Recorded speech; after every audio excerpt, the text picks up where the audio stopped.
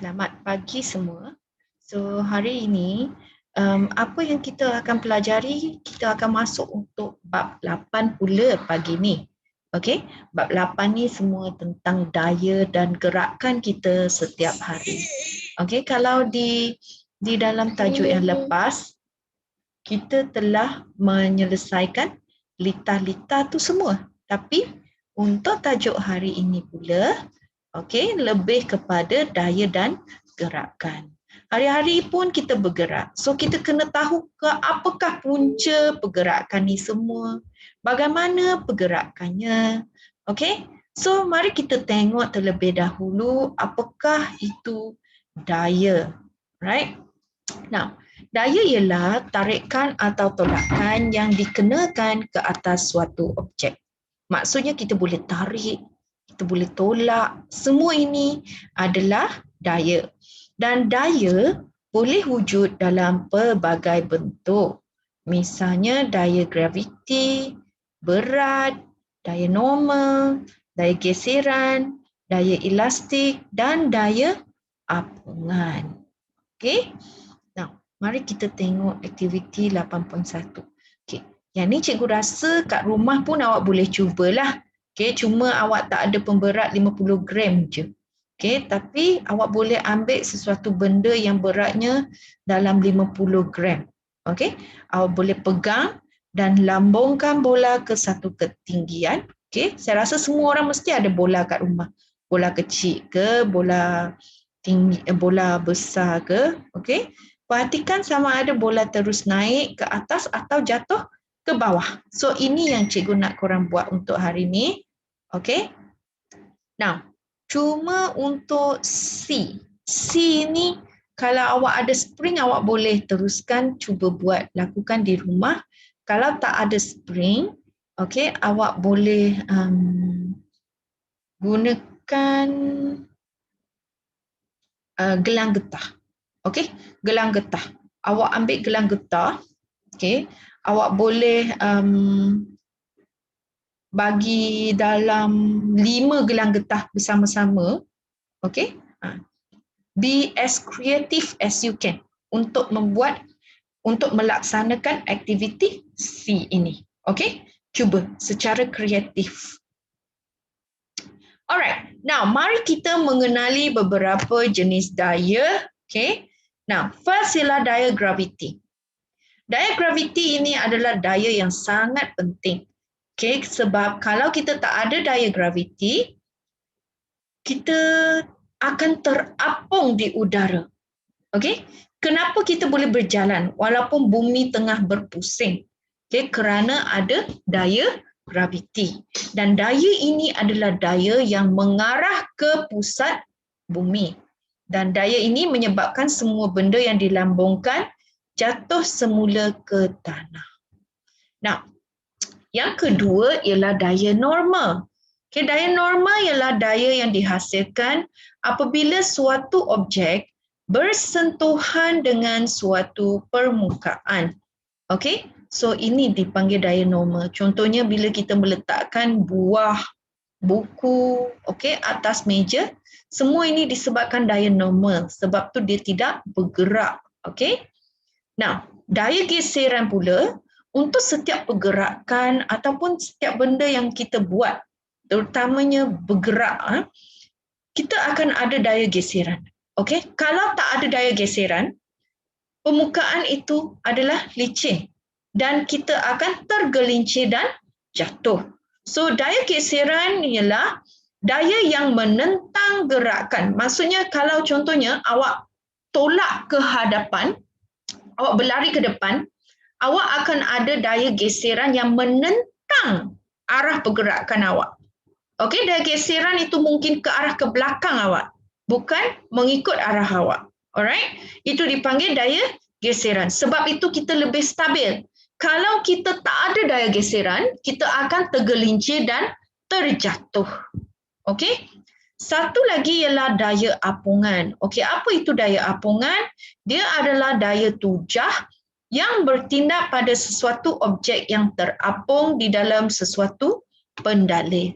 Okey, itu dipanggil daya apungan. Sebab tu ada benda-benda contohnya balon, okey, plastik yang ringan, semua tu boleh terapung di atas permukaan air. Okey, kerana ada daya apungan. Now, berat pula, okey, berat suatu objek ditakrifkan sebagai daya graviti yang bertindak ke atasnya. So, suatu objek itu dia ada jisim. Tetapi bila ada daya graviti yang bertindak ke atas objek tersebut, ini dikenali sebagai berat. Okey? Now, apa itu daya elastik pula? Daya elastik wujud apabila sesuatu bahan diregangkan atau dimampatkan. Okey? Ini bukan gelang getah saja. Dia termasuklah macam contohnya pakaian awak, kalau awak regangkan dia, dia akan wujud daya elastik. So, itu adalah beberapa jenis-jenis daya dalam kehidupan seharian kita. Okey? Sekarang kita akan tengok pula apakah ciri-ciri daya. Okay. First, kita kena tahu bahawa daya ialah kuantiti vektor. Yang ini awak telah diajar di tingkatan 1. Okay, di mana daya merupakan kuantiti vektor yang mempunyai magnitude dan arah. Now, apa itu magnitude? Magnitude merupakan kuantiti atau nilai sesuatu ukuran. Okay? Now, kalau kita tengok kat gambar foto 8.2, daya yang bertindak pada kotak yang ditolak tu, okay, dia menunjukkan satu daya tolakan yang bertindak pada sebuah kotak dengan magnitude daya 10 Newton. Maksudnya, dia memerlukan daya sebanyak 10 Newton supaya boleh menolak kotak tersebut. Okey, dan titik aplikasi daya ni maksudnya ialah titik di mana dia pegang kotak tu dan dari situlah ada pergerakan kotak tersebut. Itu dipanggil titik aplikasi daya. Okey, kes yang sama juga untuk apabila kita menanggalkan paku dengan menggunakan tukul. Okey, kalau awak perhatikan kita memerlukan daya okey pada pemegang tukul. Dan apabila paku tu tercabut, okey, kita memerlukan kawasan ni.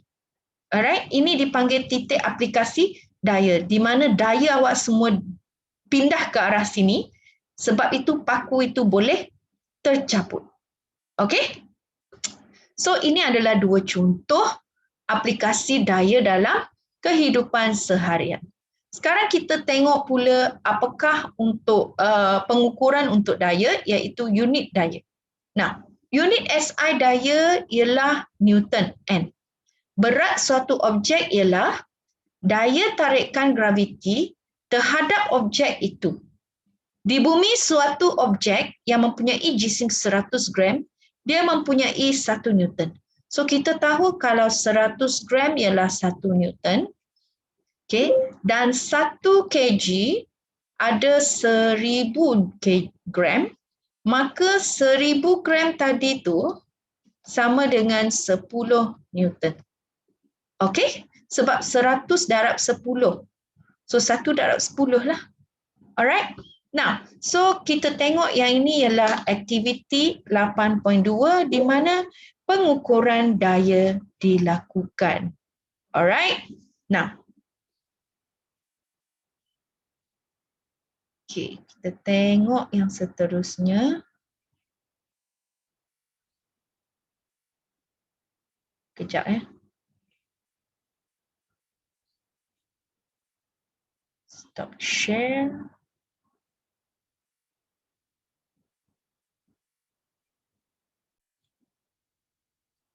Okey. Di sini cikgu nak sharekan satu paparan YouTube tentang kesan daya, okey, dalam kehidupan seharian kita. Alright, mari kita tengok, okey, kita perhatikan video ini.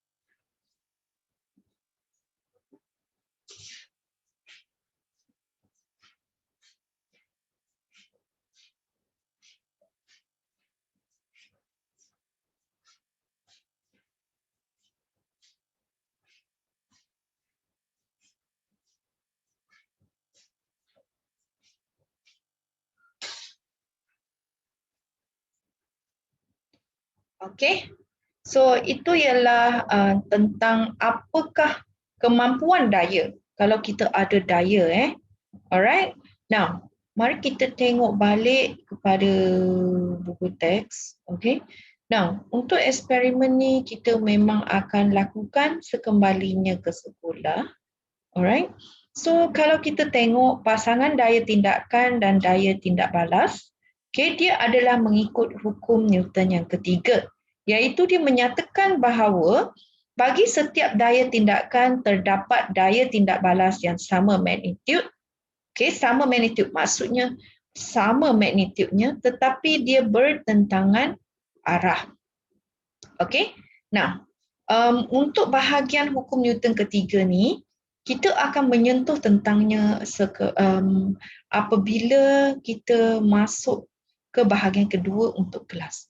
Untuk kelas hari ini, okay, awak ada kerja rumah iaitu cuba lengkapkan latihan formatif 8.1, soalan 1 dan soalan 2. Okey, dan soalan yang ketiga. Soalan ketiga ni awak boleh jawab berdasarkan paparan video yang cikgu tayangkan tadi. Okey, so itu sahaja untuk hari ini dan okey, So kita akan masuk untuk bahagian 8.2 serta hukum Newton ketiga di kelas yang seterusnya. Sekian, terima kasih.